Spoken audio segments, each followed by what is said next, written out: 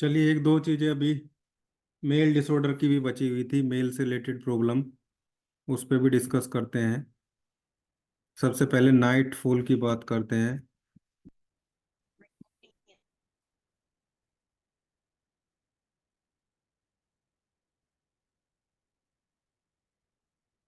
किसी भी एज में रहे पेशेंट को, और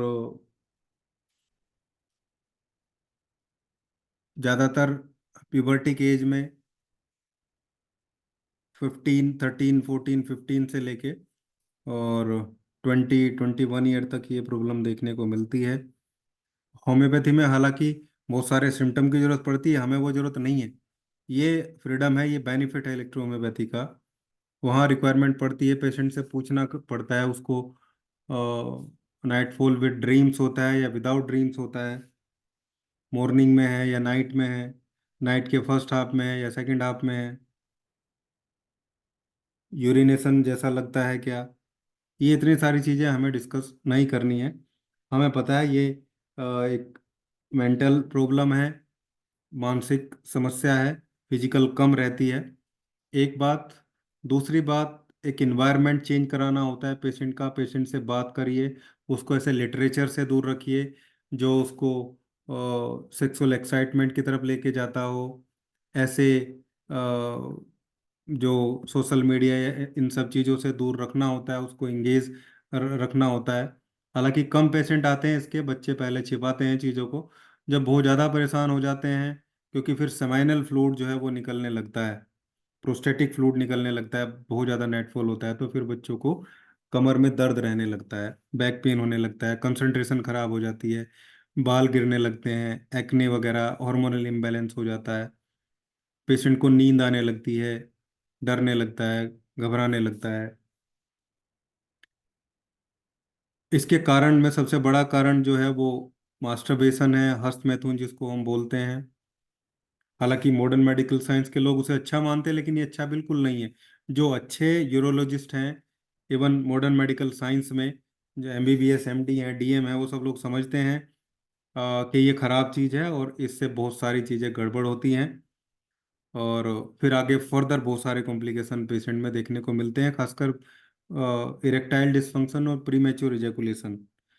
क्योंकि हमारा माइंड जो ज़्यादा मास्टरबेशन करता है उसका माइंड सेट हो जाता है कि उसका जो इरेक्शन है वो थोड़ी देर के लिए रहना है, उसका जो डिस्चार्ज है वो थोड़ी देर में ही हो जाना है। क्योंकि वो ऐसे इन्वायरमेंट में ही मास्टरबेशन करता है जहाँ उसको छिप के रहना है, डर के रहना है। वही आदत माइंड को पड़ जाती है, फिर जब वो अपनी मैरिड लाइफ में जाता है तो उसको लगातार जो है वो प्रीमेच्योर इजैकुलेशन या मेंटली डिस्टर्ब ज़्यादा रहेगा, टेंशन तनाव रहेगा, तो इरेक्टाइल डिस्फंक्शन भी रह सकता है। इन दोनों को भी डिस्कस करेंगे अभी, ट्रीटमेंट इनका। तो ये नाइट फॉल की मैं बात कर रहा था, इसको हम मेंटल है ओके। प्रॉब्लम तो ज़्यादा, ठीक है, फिजिकल। देखो, anime it is anyway is always good only, but you understand the process and the long term benefit, then उसके बाद ही आप उसको आप। राम किशन जी माइक ऑफ करिए, राम ये किशन तो अग्रवाल जी ये माइक बंदा ऑफ। जो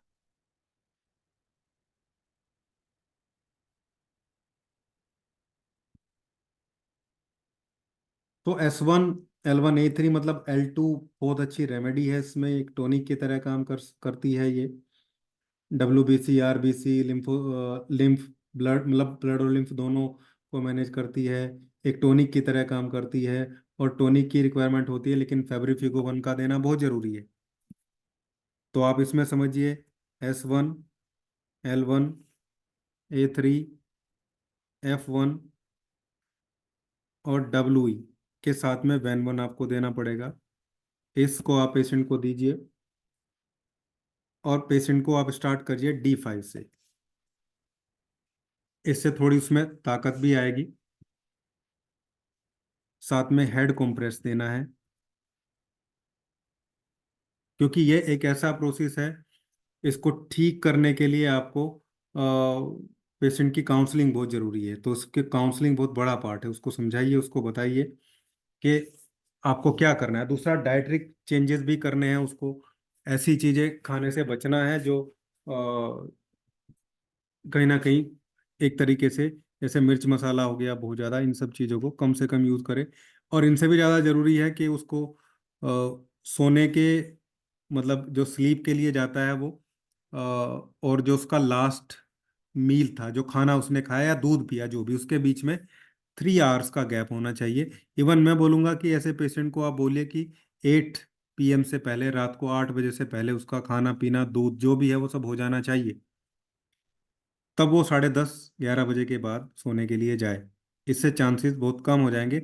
इससे एक्चुअली जो प्रेशर स्टमक का जो पड़ता है, जो पेट इंटेस्टाइन का जो प्रेशर पड़ता है, जो गोनाड्स होते हैं पेशेंट के जेनेटल ऑर्गन पे, वो भी कम रहता है।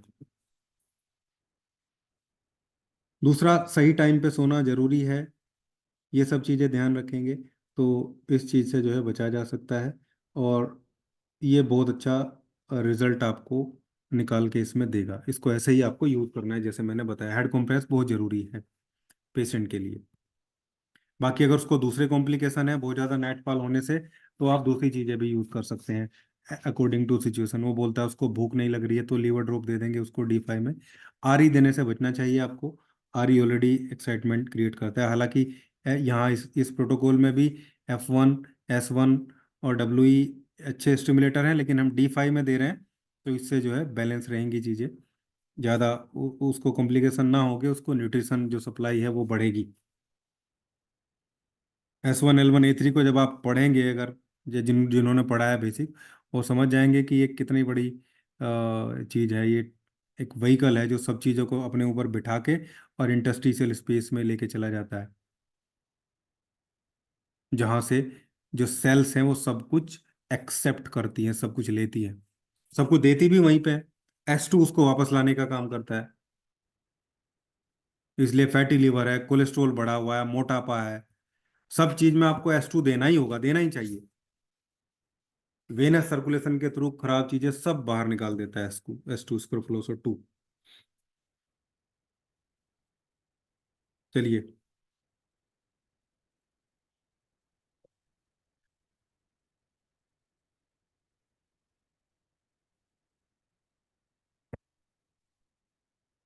इरेक्टाइल डिसफंक्शन, प्रॉपर या कंप्लीट या लॉन्ग लास्टिंग इरेक्शन एक मेल पेशेंट में ना मिलना, ना रहना, इरेक्ट ना होना, थोड़ी देर के लिए इरेक्ट होना, बहुत कम देर के लिए, या इरेक्शन बीच में फिनिश हो जाना। एक्चुअली ये वेनस लीकेज की वजह से होता है। फिर मेल के जेनेटल पार्ट में, प्राइवेट पार्ट में, पीनस में जो वेन्स रहती है जहाँ पे ब्लड का एक्यूमुलेशन होके इरेक्शन आता है। माइक ऑफ करिए, किसका माइक ऑन है please? Anita ji mike off करिए।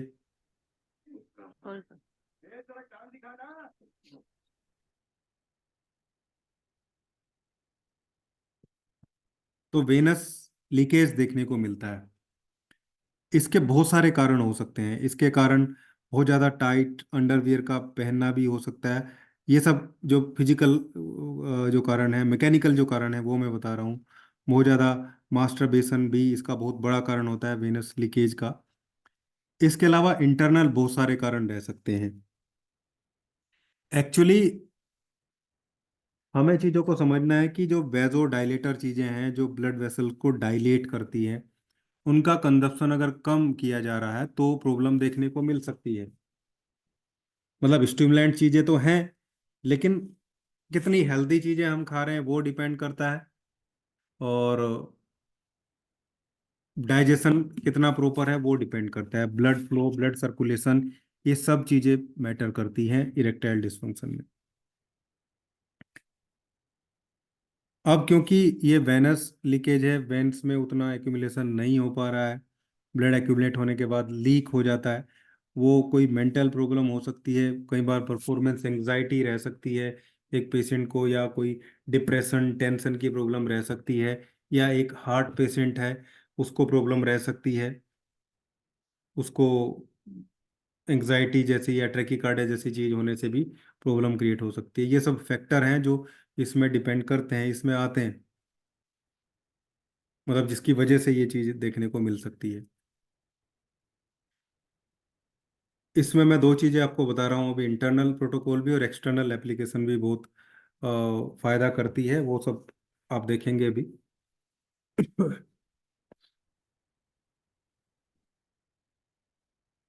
L2 D4 में पेशेंट को दीजिए बिफोर मील, खाना खाने के पहले L2 को दीजिए पेशेंट को। इवन अगर वो खाना खाने के साथ ही इसको यूज़ कर लेगा तो और अच्छा है। मतलब जो खाना पेशेंट खा रहा है उसी टाइम अपने आधे गिलास या 1 कप पानी में डाल लेगा L2 को धीरे धीरे, वहाँ पे उसको वो पीता रहेगा। मैं तो L2 के साथ S5 ऐड करके बहुत छोटे बच्चों को भी दे देता हूँ। 2 महीने 3 महीने के बच्चों को भी मैंने दिया है D4 में बना के, जो जिनकी ग्रोथ नहीं हो रही है। मैं बोल देता हूँ कि भाई उसकी दूध की बोतल में 1 ड्रॉप डाल देना बस, अगर बोतल से पीता है तो। बहुत अच्छा जो है फिजिकल ग्रोथ देखने को मिलता है, क्योंकि ये चीज़ों को एब्जॉर्ब कराने में हेल्प करता है, न्यूट्रिशन वैल्यू बढ़ने लगती है।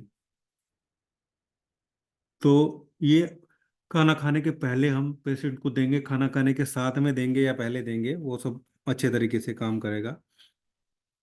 इसके बाद S3 C3 F1 van 1 WE and RE। इसके आप या तो D3 के ग्लोबुल्स बना लीजिए, अगर आपके पास D3 RS में बना है। D2 है तो D2 से D3 बनाइए, RS में उससे ग्लोबुल बनाइए। अदरवाइज आप D4 के ग्लोबुल्स ही बना लीजिए, मान लो आपके पास नहीं है। बहुत अच्छा काम करता है ये। एक और भी बताऊंगा आपको। ये पेशेंट को आप दीजिए 10-10 ग्लोबुल्स दिन में, 2-3 बार दें पेशेंट को, 3 बार दे दीजिए आप। इसके अलावा C11G बहुत अच्छी रेमेडी है। C11 और G स्पर्मेटोजेनोसिस को भी ये इम्प्रूव करती है। C11G D4 कितना लेना है, आप मान के चलिए 10 ग्राम्स ग्लोबुल्स।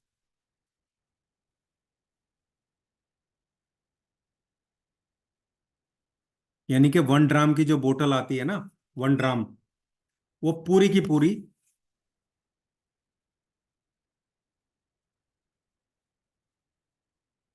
1 गिलास पानी में घोल लो,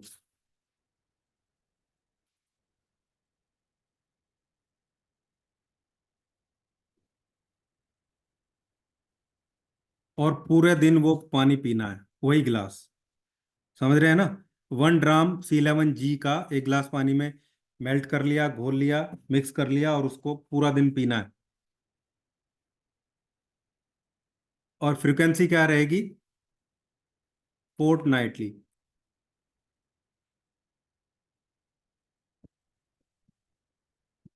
मतलब 15 डेज,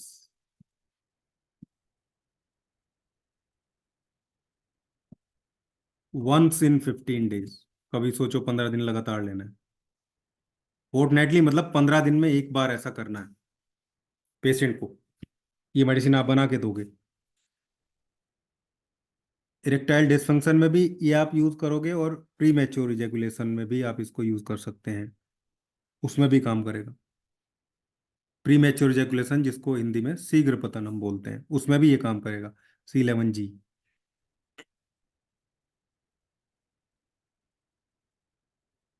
अब S3 C3 जो है वो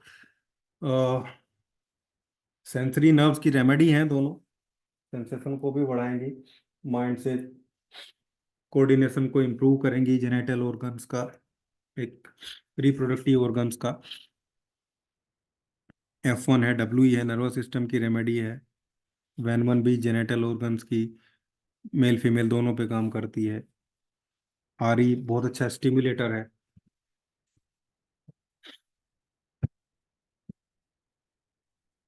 तो इसको आप यूज करिए। दूसरा,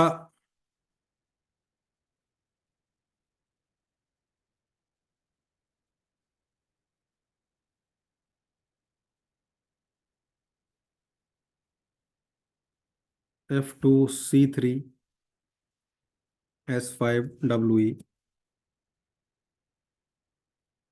इसको ओलिव ऑयल में मिला के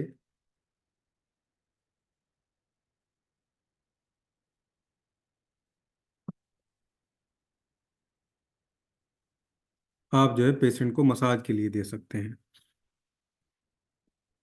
खासकर उन लोगों में बहुत अच्छा काम करेगा जिन्होंने बहुत ज़्यादा मास्टरबेशन किया है, उन मेल पेशेंट ने, उन बच्चे ने, उसके लिए बहुत अच्छा इफेक्टिव ये है। लेकिन ऑलिव ऑयल में ही देना है, तिल के तेल में या किसी तिल और में नहीं देना है, केवल ऑलिव ऑयल में देना है। ऑलिव ऑयल बहुत जेंटल होता है और इसके अपने बेनिफिट्स भी रहते हैं।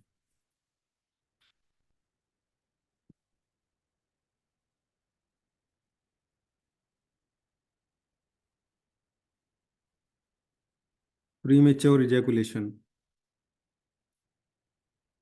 या मैंने बताया हिंदी में शीघ्र पतन आप बोल सकते हैं। कुछ लोग हिंदी भाषी हैं बिल्कुल, उन लोगों के लिए बोल देता हूँ हिंदी में।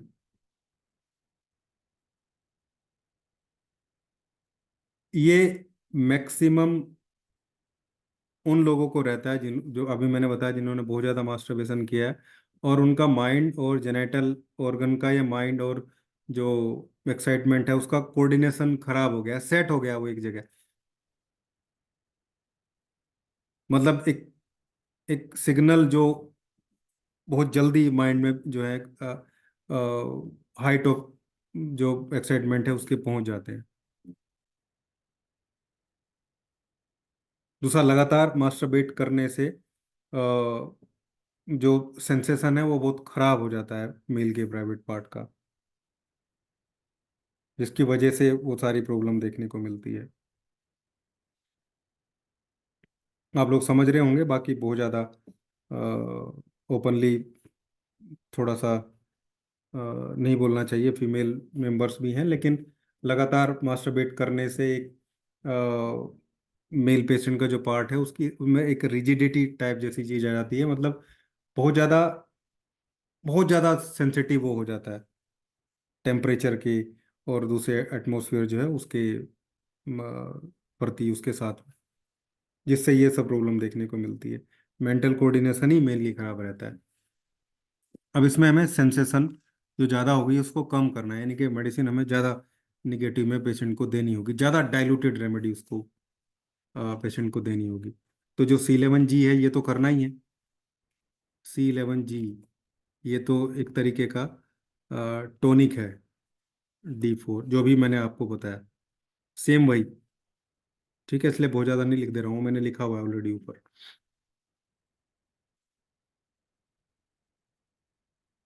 S3, L1, A3, F1, C3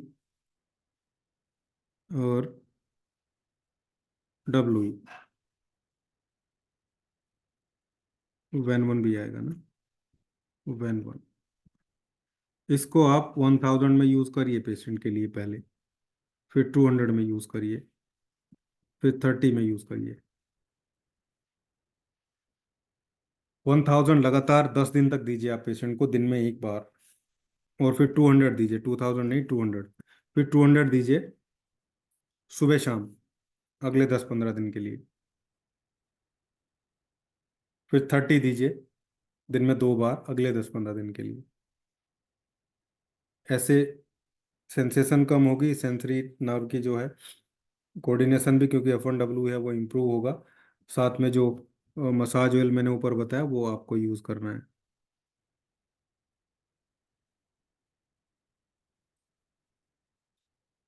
इससे रिजिडिटी खत्म होगी। और क्योंकि जब ऑयल से मसाज करेगा पेशेंट तो एक टेम्परेचर ऑटोमेटिकली जनरेट होता है, तो टेम्परेचर के प्रति जो सेंसेशन है वो धीरे धीरे कम रहता है। सबसे बढ़िया चीज़ है ऐसे पेशेंट के लिए जिनको इरेक्टाइल डिस्फंक्शन है, जिनको प्रीमेच्योर एजुकेशन है, मसाज करना। ये बड़े बड़े यूरोलॉजिस्ट, सेक्सोलॉजिस्ट को आप सुनेंगे, देखेंगे, समझेंगे, तो आपको पता चलेगा जो अच्छे हैं, जो रियल में पेशेंट की बात को समझ के और उस तरीके से उनका ट्रीटमेंट करते हैं। जो केवल पैसा ऐंठने के लिए है वो तो ऐसी चीज़ें बताते ही नहीं। मॉडर्न मॉडर्न मेडिकल साइंस में बहुत बड़ी प्रॉब्लम है, वो डाइट पे कोई खास ध्यान नहीं रखते, क्योंकि वो चाहते हैं कि सारी उम्र उसकी दवाई चलती रहे। जो चीज़ क्योर हो सकती है वो भी क्योर नहीं करने की तरफ हो जाएगी अगर पेशेंट डाइट का ध्यान नहीं रखेगा, और जो चीज़ उसको एक्सरसाइज या जो भी कुछ चाहिए उसका ध्यान नहीं रखेगा। और बाकी, या फिर आप जाएंगे तो मल्टी स्पेशलिटी हॉस्पिटल में मिलेगी, वहाँ आपको सबके चार्ज देने हैं। पेशेंट आया जी, फिजियोथेरेपी के जमा कर दीजिए 1,000 रुपये। नॉर्मल वही सिटिंग 100 रुपये में हो सकती है, मल्टी स्पेशलिटी हॉस्पिटल में जाने के बाद आपको उसके 1,000 रुपये देने पड़ेंगे। डाइटिशियन के रोज 500 रुपये आपके अलग से आएंगे। क्या वो जो डॉक्टर जिसने एमबीबीएस एमडी किया है, या एमबीबीएस एमएस है, जिसने आपकी गोल ब्लैडर स्टोन की सर्जरी करी है, उसको नहीं पता डाइट में क्या देना है, जो अलग से डाइटिशियन आएगा? क्या उसको 4.5 साल में कॉलेज में नहीं पढ़ा गया? पढ़ाया गया है, लेकिन ये सब बाजार बन गया है, सब मार्केट बन गई है।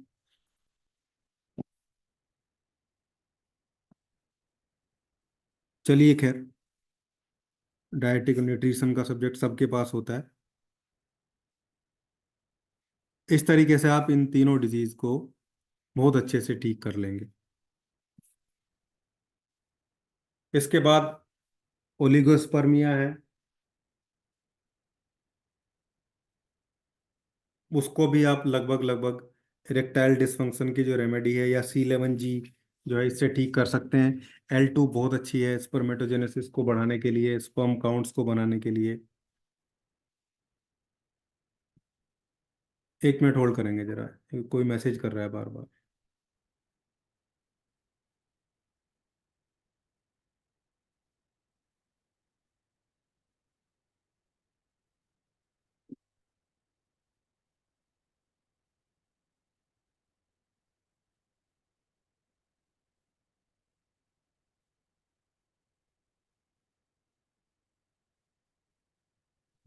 हाँ जी, तो मैं बोला था ओलिगोस्पर्मिया को आप ऐसे ही ट्रीट कर सकते हैं, हमारे पास रेमेडी है।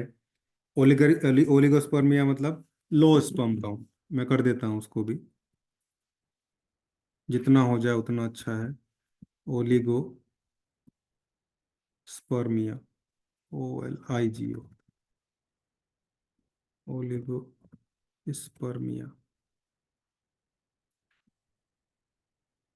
एंड और नहीं लिख रहा हूं मैं, and edu स्पर्मिया।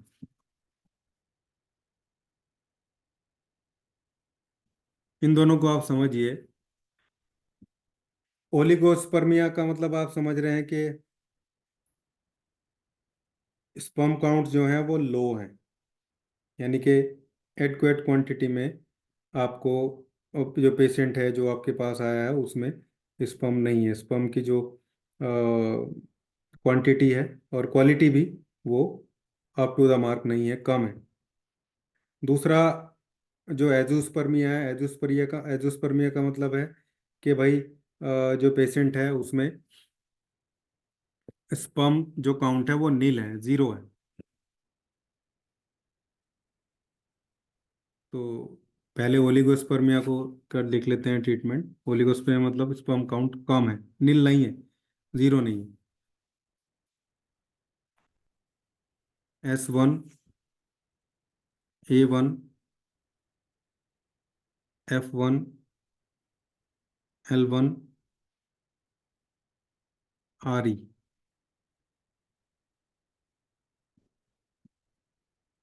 D4, S3, C4।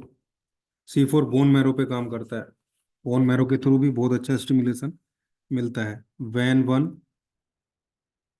WE,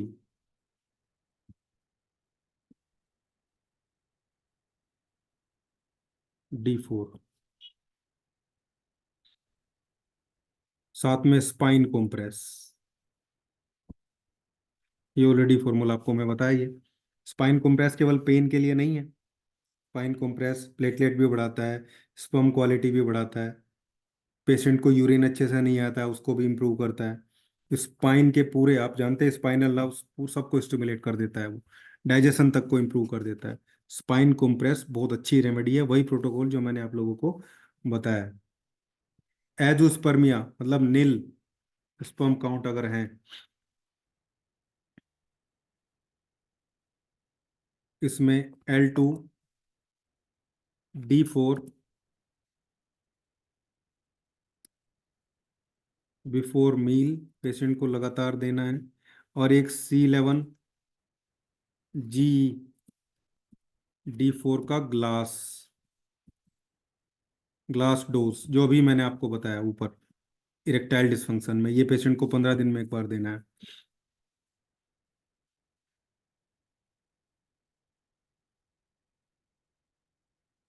इसके बाद H3L1 A1 F1 RE। कई बार इन लोगों में इरेक्टाइल डिसफंक्शन भी रहता है एजोस्पेरेमा वाले के पेशेंट में, तो ये प्रोटोकॉल वहाँ भी काम करेगा। D4 में देंगे। C3 भी आएगा, C3 भी आएगा ना, H3C3। ये चार प्रोटोकॉल आप पेशेंट को देंगे। L2D4 before meal, H3C3L1A1F1RE after मील दे देंगे पेशेंट को। और C11G D4 की ग्लास डोज, मतलब वही 1 ड्राम पूरा ग्लोब्यूल बना के D4 के, और एक ग्लास में घोल के उसको पूरा दिन, एक बार में नहीं पीना है, पूरा दिन धीरे धीरे करके उसको पीना है। और जिस दिन C11G लेगा उस दिन बाकी मेडिसिन बंद रखते हैं उसकी।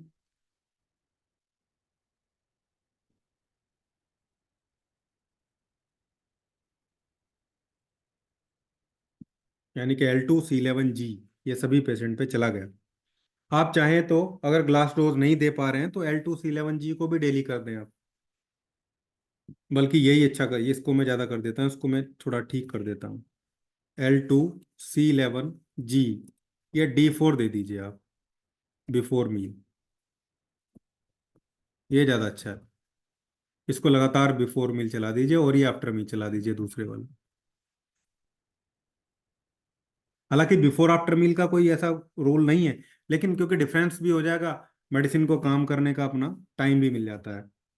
क्योंकि डाइजेशन के थ्रू जा रही हैं, जब हम इनको लिक्विड में ले रहे हैं, लिक्विड में ही लेंगे फिर तो D4 में 10-10 बूंदे दिन में 3 बार, 10-10 बूंदे, 15-15 बूंदे। ओलिगो और एजोस्प्रिन में तो 20-20 बूंदे भी दे सकते हैं आप। बल्कि और अच्छा रहेगा अगर आप 10 बूंद ही दें, लेकिन फ्रिक्वेंट डोज दें, हर 2 घंटे पे 10 बूंद दें पेशेंट को। 30 ml की बोतल 10 दिन चलेगी फिर उस पर।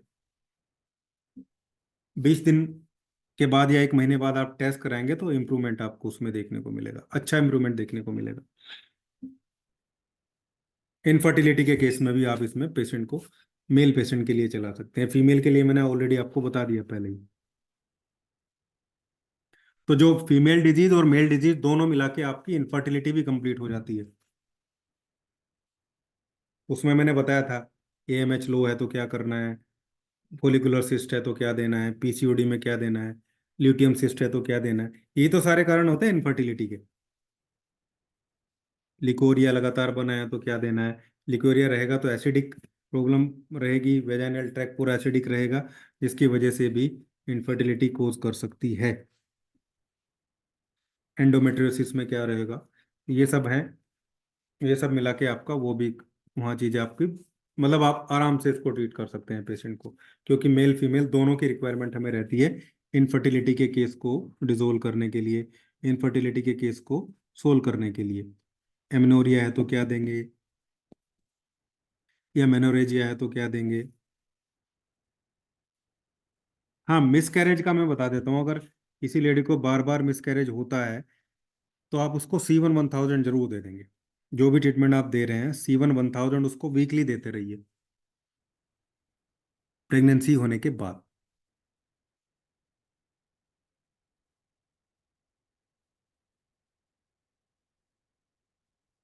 अभी पहले भी मैंने बताया था, पहले भी चल रहा था, अभी भी एक लेडी का ट्रीटमेंट चल रहा है। उसको सेकेंड या थर्ड मंथ में ही मिसकैरेज अपने आप हो जाता था। अभी फोर्थ मंथ जो है स्टार्ट हो गया, अभी तक नहीं हुआ है, और सब सारी रिपोर्ट्स भी नॉर्मल है। C1, बल्कि मैंने पहले 10,000 की एक डोज दी थी, और बाकी सारी नॉर्मल चीज़ें उसकी चल रही हैं। अब C1 1000 वीकली चल रहा है।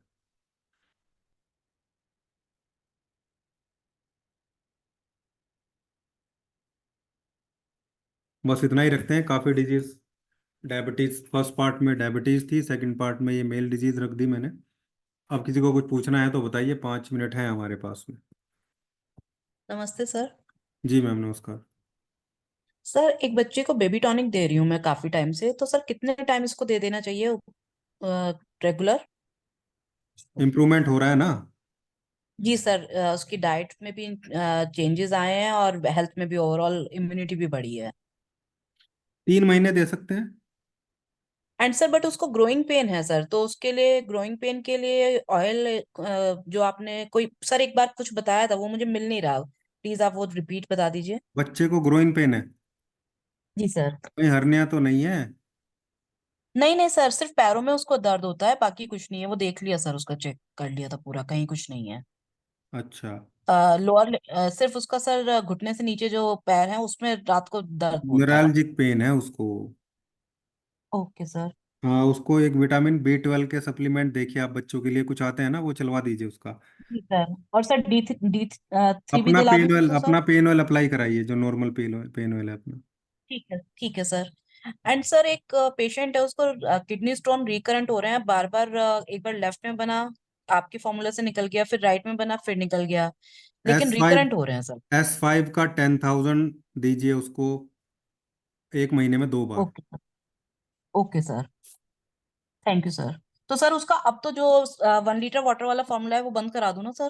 हाँ, वो बंद करा दो, अगर निकल गया तो बंद करा दो। S5 10,000 दे दो, 2 डोज ठीक एक है महीने सर। में, और उसके बाद फिर देखते हैं क्या होता है। वैसे बनेगा नहीं उसके ठीक बाद। है सर। Thank you sir. जी। सर एक सर छोटा बच्चा है जिसके मुंह से बहुत लार निकलती है, उसको भी बेबी टोनक दे सकते हैं? कितना छोटा बच्चा है सर? 4-5 साल का ही है सर। हाँ, दे सकते हैं। आप उसको उसी से काम। War2Y के ग्लोब्यूल दीजिए, D4 में बना के, एक एक ग्लोब्यूल्स दिन में 3 बार, और बेबी टॉनिक दीजिए D6 में। Okay sir. सर सर एक मेरा एक फीडबैक था। क्वेश्चन था सर। जी सर। सर एक क्लाइंट है, इसको कुछ प्रॉब्लम्स है। हम्म। तो मैं ओपनली आपसे पूछूं या 1 to 1 में डिस्कस करूं सर? आप या यहाँ पूछिए, पे पूछ लूं? पूछिए हाँ। पूछिए। वो क्लाइंट का प्रॉब्लम ये है कि उसका इजैकुलेशन बिफोर इंसर्शन ही हो जाता है। हम्म। और दूसरा जो है, उसको फिर बहुत पेन होता है जेनिटल एरिया में। अच्छा। और उसके बाद हाथ और पैर में वो नर्व, वो सिकुड़ने जैसा उसको फील होता है। हम्म। तो मैं बोला कि मैं मेरे गुरु जी से हाँ, पूछने के देखिए, बाद ही मैं आप उनको आप उनको एक तो ये प्रीमेच्योर इजैकुलेशन वाला बताइए, ट्रीटमेंट दीजिए। और जी सर। F1 और W200 में चला दीजिए उसका, कंटिन्यूस, सुबह शाम दोनों टाइम। F1 और WE को 200 में मिक्स करके, जी sir. 5 drop morning, 5 drop evening. Okay sir, तो ये दो चीज बस है sir. Along with this protocol of premature ejaculation, which I told just okay sir. before. I just I joined late sir, but I will watch the video recording and then Yes, I yes, will। yes. बहुत बहुत धन्यवाद sir. Thank you, sir.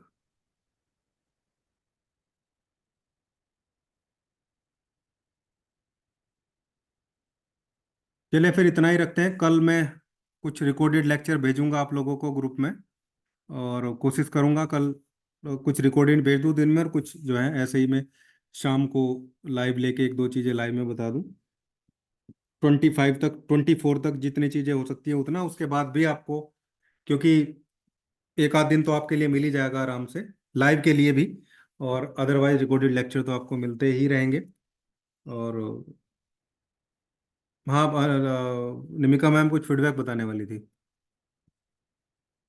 चली गई शायद वो, leave कर दिया हमने। चलो कोई नहीं, कल मिलते हैं फिर, बाकी good night. Thank you very much sir, good night. Good night sir. Good night Good night, sir. sir. Very good night, very good.